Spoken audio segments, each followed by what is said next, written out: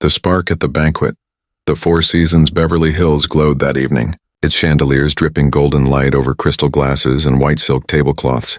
The air hummed with soft jazz and quiet voices. Men in tailored suits and women in flowing gowns leaned in close to whisper about deals worth more than small nations. Tonight was not just another dinner. It was the night when a $200 million deal was about to be sealed. A deal that could decide the future of an entire technology empire. Carter Drake, 38. Millionaire CEO of Drake Nova Technologies. Sat with his back straight and chin high. Every move rehearsed like a dance, he wore his power like a crown. Sharp tuxedo, diamond cufflinks, and a smile that hid more ambition than kindness. He had built his company by crushing competitors, by believing the world respected only strength. He was known for his cold tone, his ability to walk away from people as if they were objects once they had no value. Tonight, he was ready to impress the legendary investor Elliot Stone, the man they called the Silent Storm. Elliot Stone was 72, tall even with age bending his back, his silver hair swept neatly, his face carved with lines of wisdom and restraint. He had built Stone Holdings with one simple rule: people before profits. It was a rule no one in the room truly believed he followed. Yet his empire proved otherwise. He spoke rarely, but when he did, industries shifted, markets turned, and futures rewrote themselves across from him. Tonight sat Carter, smiling, hungry, desperate to prove himself. The table was set, servers moved silently, pouring wine, replacing plates, every detail measured, every gesture controlled. And among those servers was Naomi Bennett, 26, dressed in the neat black and white of her uniform. A tray balanced perfectly in her hands. She was graceful, her movements precise. She had learned long ago that mistakes were not forgiven in places like this. But she also carried something else with her. A calm dignity, a quiet fire that life's hardships had never managed to extinguish. Naomi had been working double shifts for months, saving to finish her nursing degree. Her mother was sick, her younger brother still in school. Bills piled high, but she never showed her burden on her face. She greeted every guest with the same soft smile, the same steady voice. Tonight was no different. Until the moment came that would change everything. Carter leaned back in his chair as the main course arrived. His sleeve brushed against a glass of Bordeaux. A single drop slid down, then another, and finally the glass tipped, red spilling like blood across the white tablecloth. Dripping onto his tailored sleeve, the room gasped, small sounds of surprise breaking through the polished silence. Naomi was at his side in an instant, her towel ready, her voice gentle. "I am so sorry, sir. Let me help you." She dabbed carefully, professional, her hand steady, her eyes lowered not in shame but in respect for the guest. But Carter's face hardened, his jaw tightened. His pride felt bruised by something so small, and pride was the one thing he could never let go. The words slipped from him, sharp as knives. "Don't touch me, you stupid girl."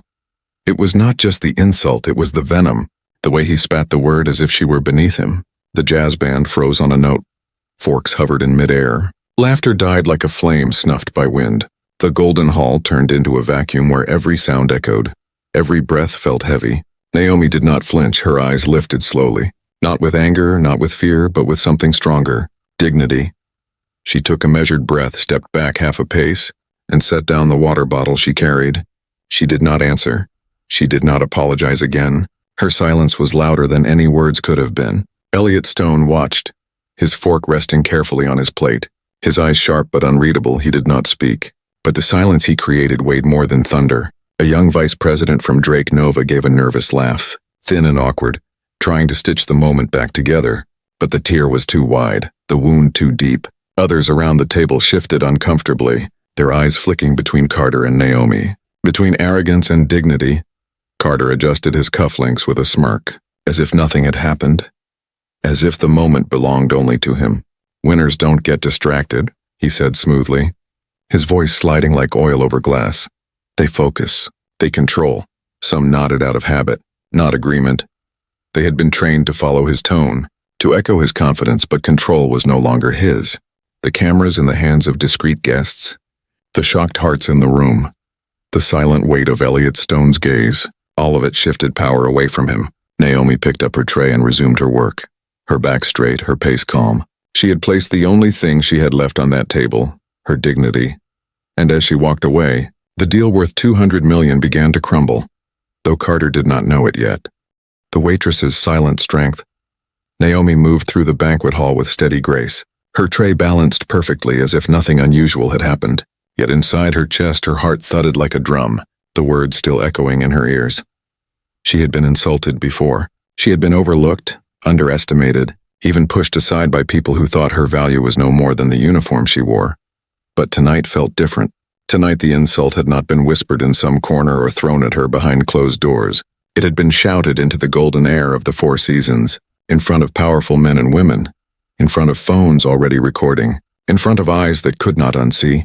She knew she had a choice in that moment. She could react in anger, speak back, let her emotions spill, or she could hold herself with the dignity her mother had taught her since childhood.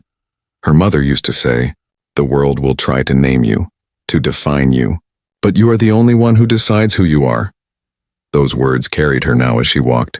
Calm on the outside, though storms raged within. Naomi was 26, but life had made her older in spirit. She had grown up in South Los Angeles in a small apartment with peeling paint and thin walls, where arguments from neighbors felt like they lived inside her home. Her father had left when she was 10, leaving her mother to raise her and her younger brother alone. Her mother worked 2 jobs, cleaning offices by day and sewing clothes at night.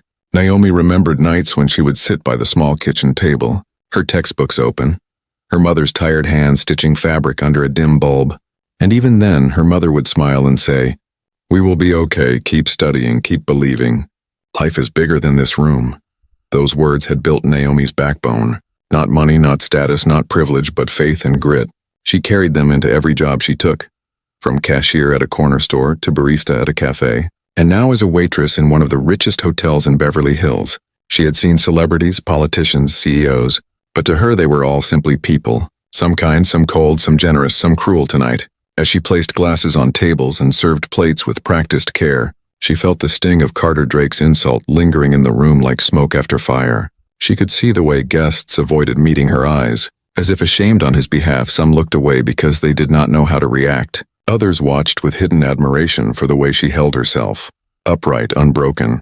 What Naomi did not know was that Elliot Stone's eyes followed her, the legendary investor who had built his empire on the belief that respect mattered more than profit. He had watched countless CEOs over decades, seen arrogance dressed as confidence, cruelty hidden as efficiency, greed painted as ambition, but rarely had he seen someone so young face humiliation with such quiet strength.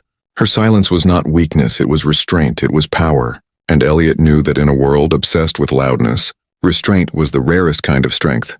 Carter, meanwhile, had returned to his conversation as though nothing had happened. His voice smooth, his pitch flawless. He spoke about innovation, about markets, about expansion into Asia. His words were sharp, but they rang hollow now. The people at the table listened, but not with the same eagerness. Some nodded politely, but their minds were on the insult, on the young woman who had walked away with more grace than the man at the head of the table. In another part of the hall, a young journalist who had been invited as a guest's +1 sat with her phone still recording under the tablecloth, her heart racing. She had expected a dull night of corporate chatter, but she had just captured something explosive. She knew it was more than gossip. It was a moment that revealed character, a moment that showed the mask of wealth slip. And she also knew that when truth like this came into light, it spread like wildfire.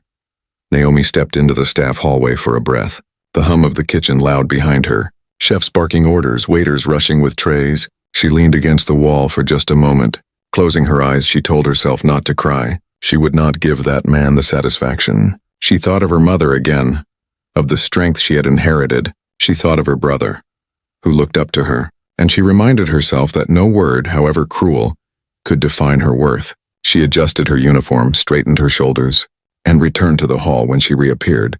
Heads turned subtly, eyes followed, and though no one clapped or spoke, an invisible current of respect moved with her. Elliot Stone's hand moved slowly. He set down his glass, and for the first time that evening he cleared his throat. A small sound, but enough to draw attention. The silent storm rarely made noise without reason. He looked at Carter Drake for a long moment, his gaze sharp, then turned his eyes briefly toward Naomi before returning to his plate. He did not speak.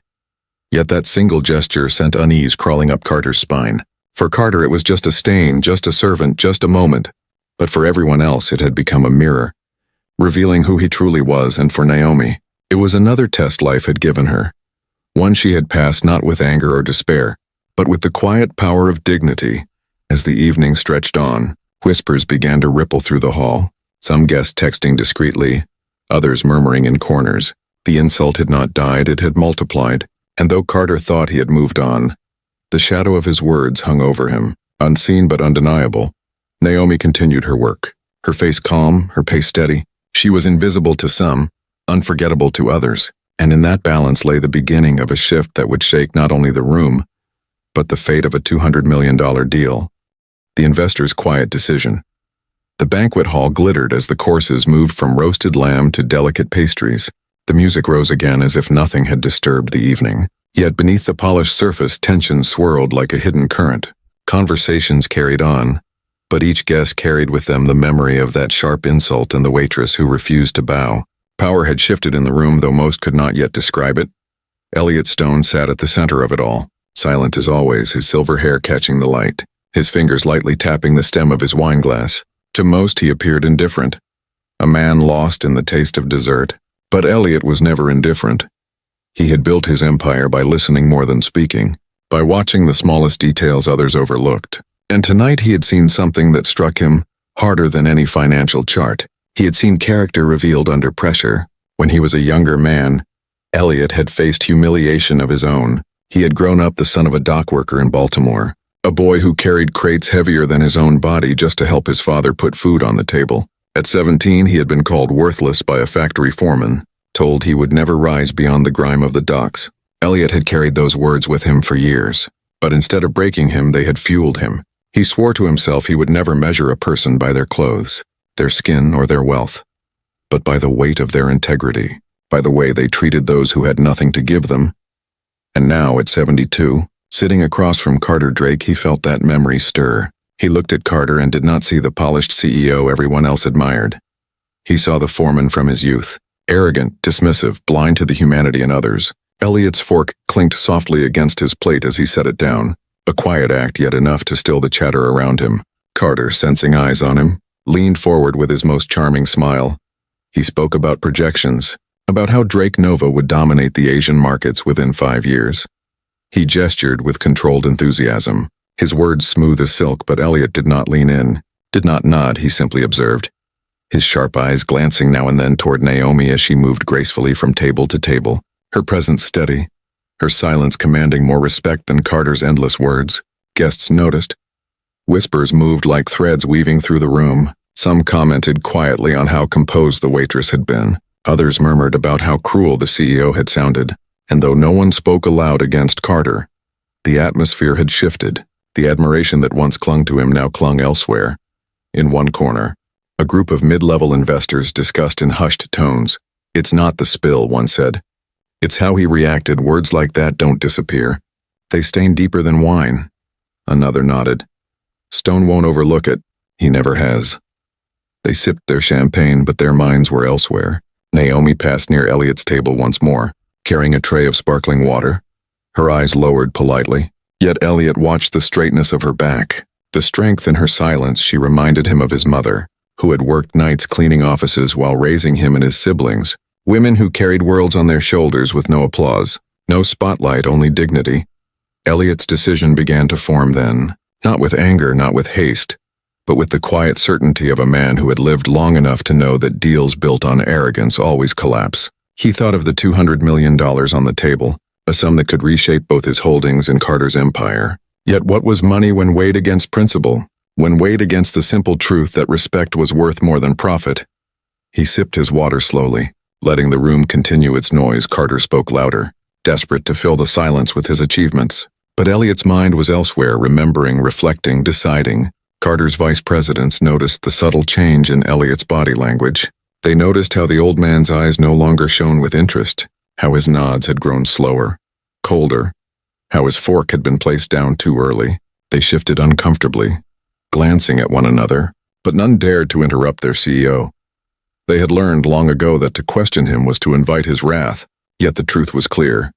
The deal was slipping, not because of numbers or strategy, but because of character, because of a single moment when a man revealed his truest self, and a room full of people could not unhear it in the kitchen doorway. Naomi paused for a moment, catching her breath. She had noticed Elliot's gaze, not in a way that frightened her, but in a way that felt strange.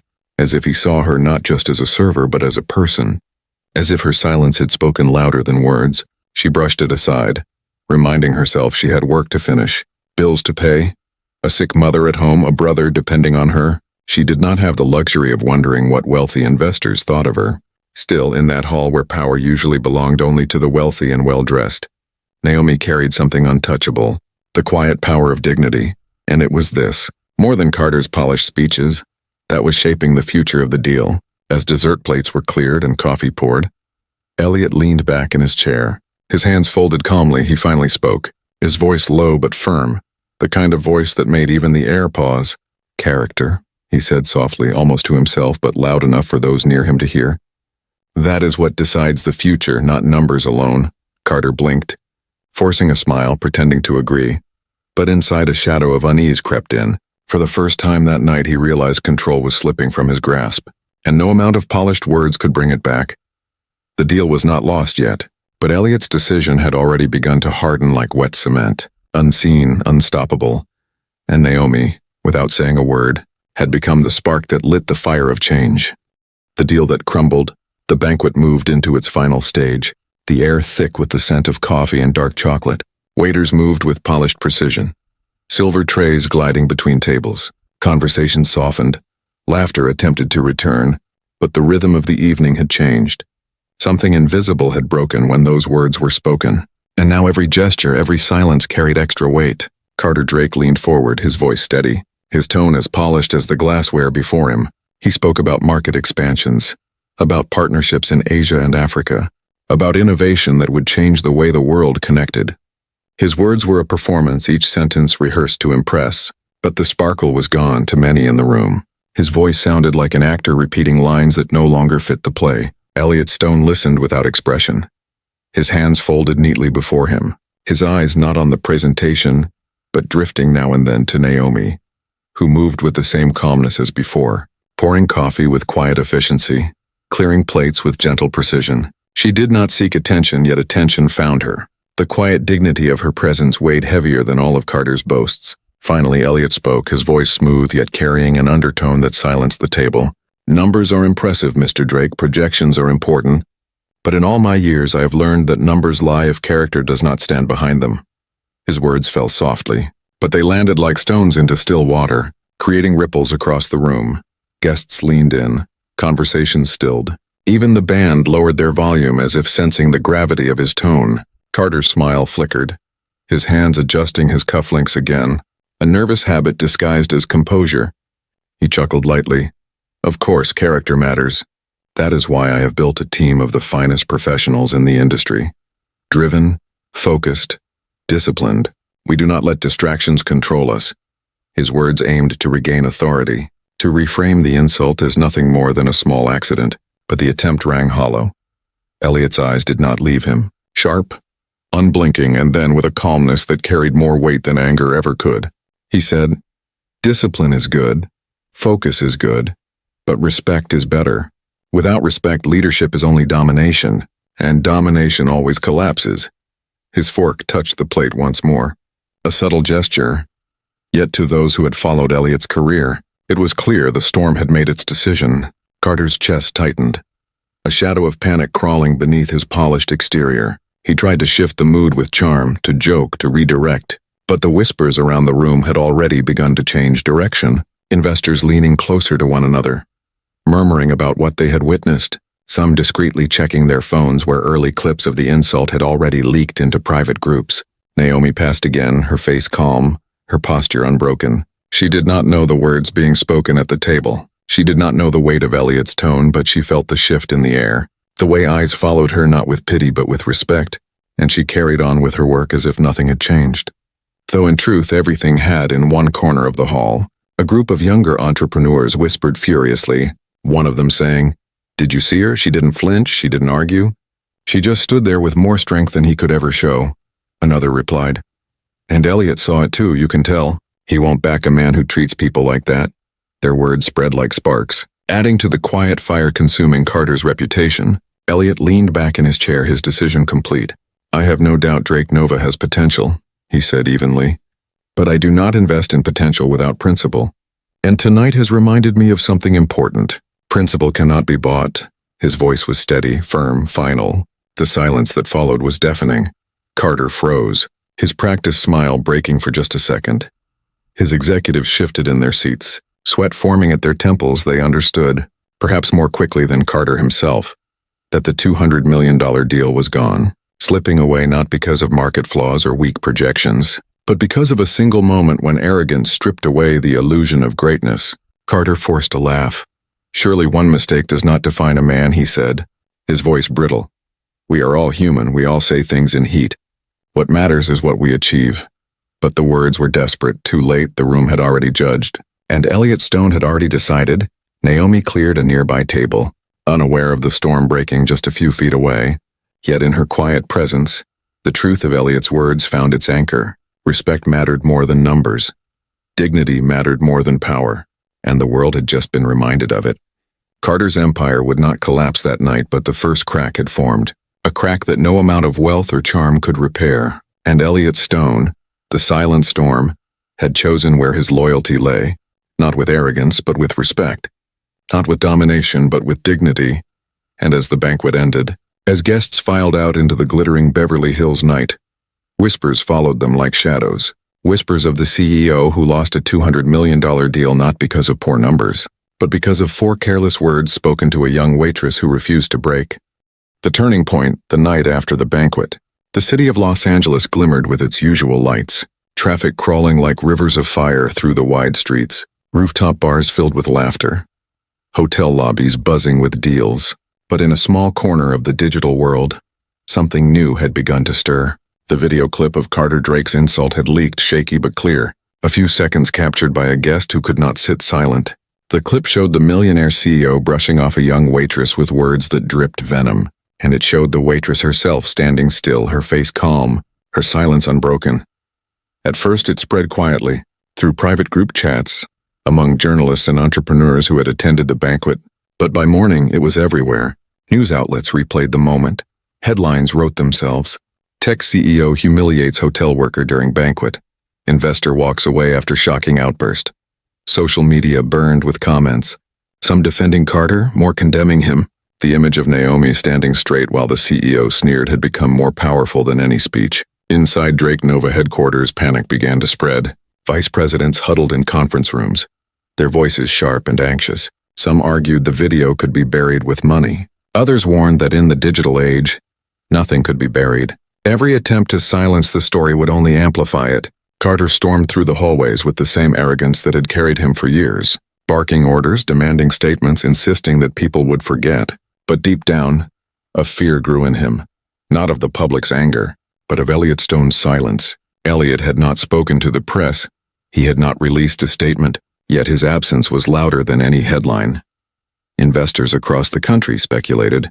They whispered about how the silent storm had walked away from the deal, and if Stone did not trust Carter, why should anyone else? The $200 million deal was gone, but worse than the money was the trust. Once broken, trust in business was nearly impossible to repair. Naomi, meanwhile, went to work as usual. She rose early, helped her mother with breakfast, checked her brother's homework, and put on her uniform. She knew the video was everywhere. Co-workers showed her clips. Strangers in the street glanced at her with recognition. Some even smiled at her as if they knew her story. But Naomi refused to be swept away by the noise. She reminded herself that she was not defined by the insult nor by the sudden attention. She was defined by her choices, and she chose to keep walking with dignity. Still, she felt the change. Guests at the hotel looked at her differently now. Some with admiration, some with pity, some with curiosity, but her smile remained the same. Her voice remained steady. She refused to let her life be consumed by what others thought. Carter's anger, however, grew heavier with each passing day. He blamed the media. He blamed the guests. He even blamed the waitress for not apologizing again. But he never blamed himself. To him, respect was weakness, humility was defeat, and he could not see that his downfall was not caused by others, but by his own arrogance. Elliot Stone watched from a distance, his silence deliberate. He knew the storm he had created by simply stepping away. He had lived long enough to understand that sometimes the most powerful statements are made not with words, but with decisions. His decision not to invest had spoken louder than any press release. And as the days passed, more investors followed his lead, withdrawing interest, canceling meetings, cutting ties. Carter's empire began to wobble. Back in her small apartment, Naomi sat with her mother one evening. The television flickering with yet another panel discussion about the incident. Her mother reached for her hand and squeezed it gently. "You did not let him take your dignity," she said softly. "That is worth more than any deal. That is something no one can buy or steal." Naomi nodded, a quiet tear slipping down her cheek, not from sadness, but from the weight of knowing her mother was proud. The turning point had arrived not with fire or fury, but with silence, with dignity, with choices made quietly. The banquet had ended with whispers, but those whispers had become echoes across boardrooms, across headlines, across homes, and the echo was clear. Arrogance had been exposed. Dignity had triumphed for Carter. The world he thought he controlled was slipping. For Elliot, his principles had once again proven stronger than money. And for Naomi, the path ahead was changing in ways she had never imagined. The waitress's rising voice. The days that followed the banquet felt surreal to Naomi. She had returned to work as usual, expecting the noise of the world to fade, but instead the attention grew louder. Newspapers called her the silent strength. Social media praised her calm dignity.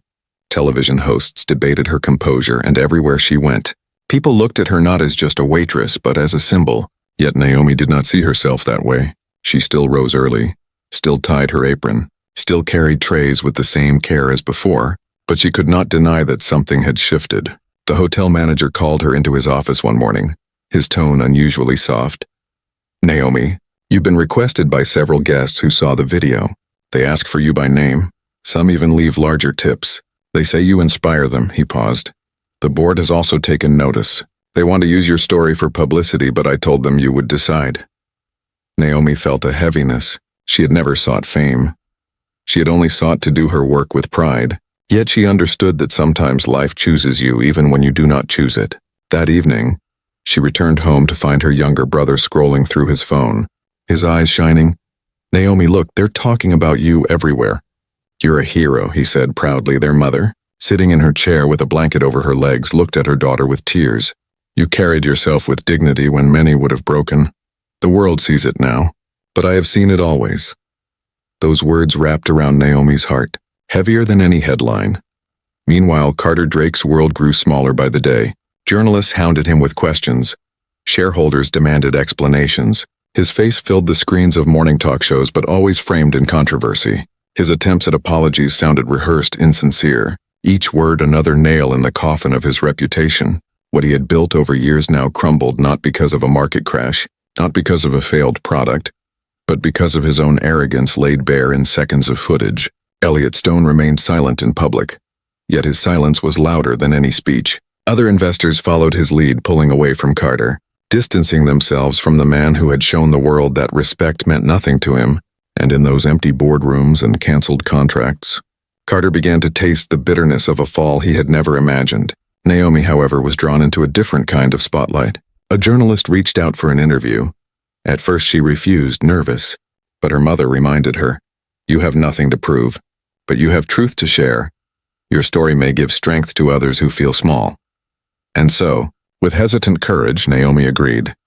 The interview aired on a Sunday evening. Simple and unpolished, she sat in her modest living room, not in glamorous clothes, but in her work uniform, her voice calm, her words steady. "I did not want to react in anger because anger gives power away. I wanted to show that even if someone tries to take your dignity, you can choose to keep it. I am not a hero. I am just someone who decided not to let disrespect define me." Her voice carried across the nation, gentle yet firm. People listened, not because she shouted, not because she accused, but because she spoke with truth. Her words resonated with workers who had been overlooked, with young women told they were less, with men and women who carried silent burdens every day. She had become a voice not by raising it, but by letting it remain steady. In the days that followed, messages poured in, letters, emails, strangers sending thanks, telling her how her calmness had inspired them to face their own struggles. Corporations invited her to speak. Schools asked her to visit, though she felt unworthy of the title.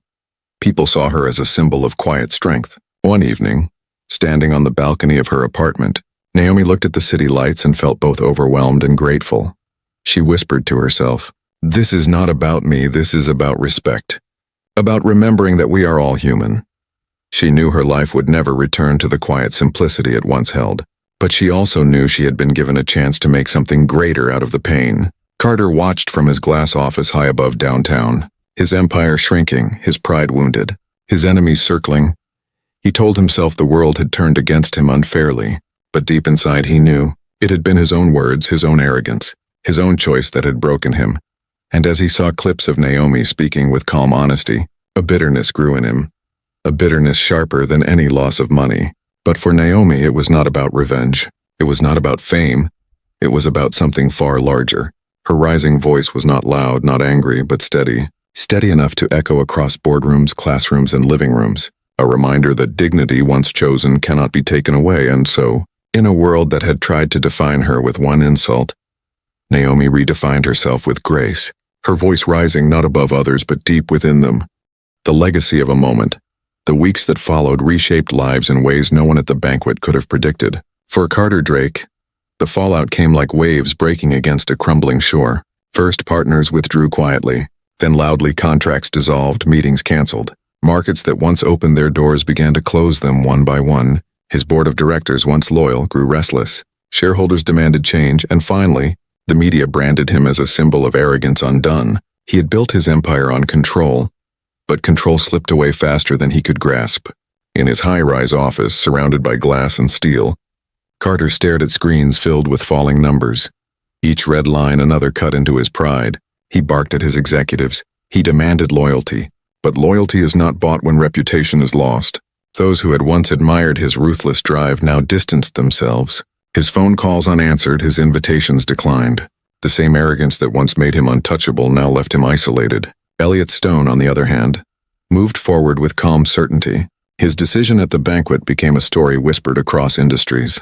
Proof once again that the silent storm chose principle over profit. Investors admired his restraint. Entrepreneurs sought his approval. His empire continued to grow, not because of numbers alone, but because of the trust his name carried.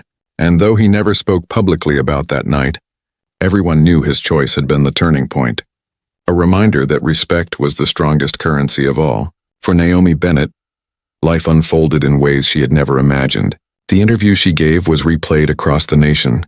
Invitations flooded in, not just for publicity, but for genuine conversations. Schools asked her to speak about dignity.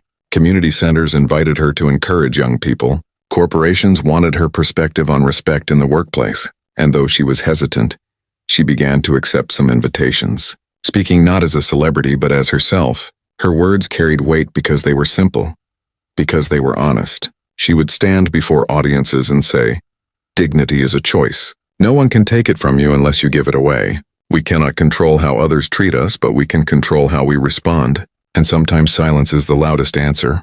Her calm voice touched thousands, not with grandeur but with truth back at home. Her family's life began to change too. Her mother received better medical care as communities rallied to support them.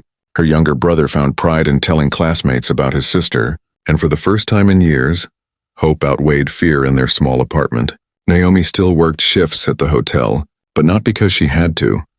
She worked because she chose to, because she wanted to remind herself that humility was never weakness. And as her story spread, others began to share theirs. Waiters, teachers, nurses, workers from every corner wrote letters, telling her how they had faced disrespect, how they had stood tall, how they had remembered her example. Her silence had become a chorus of voices rising across the country. Carter watched this from afar, bitterness burning inside him. He told himself she had ruined him, that Elliot had betrayed him, that the world was unfair. But deep within, he knew the truth. It had been his own words, his own pride, his own blindness. He had chosen arrogance over respect, and in that choice he had destroyed himself. Money could return, companies could be rebuilt, but respect once lost is harder to recover than any fortune. One evening, Naomi was invited to speak at a university. She walked onto the stage not with fear, but with the quiet strength she had carried since that night. The auditorium was filled. Students, professors, journalists, all waiting to hear from the woman who had turned silence into power. She stood at the podium, her voice steady. "We live in a world where people measure success in dollars and titles. But true success is measured in how we treat others. Money fades, titles change, but respect lasts. And dignity can carry you further than any fortune." The audience rose in applause, many with tears that night as she returned home, She sat with her mother and looked out at the city lights. She whispered, "I never asked for this, but maybe this was meant to happen. Maybe we are all given moments where the world tests us, and how we respond decides not only our fate, but the fate of others who watch." Her mother smiled, her eyes shining with pride. "You carried yourself with grace when many would have broken. That is your legacy now." In the years that followed, people would forget the numbers of the deal. They would forget the specific details of Drake Nova's decline, but they would not forget the moment in the golden banquet hall, when a young waitress stood tall in silence, when an old investor chose principle, and when arrogance destroyed itself. The legacy of that night was not the loss of $200 million. It was the reminder that respect cannot be bought, that dignity is stronger than power, and that one person, standing calm in the face of cruelty, can change the course of lives. Naomi carried that truth with her always, not as fame, not as glory, but as a responsibility, and though she never sought to be remembered, she became a symbol of something larger, proof that even in a world of wealth and arrogance, humanity still mattered most. And so the story ended not with the triumph of power, but with the triumph of dignity, a lesson that would echo long after the lights of that banquet had dimmed.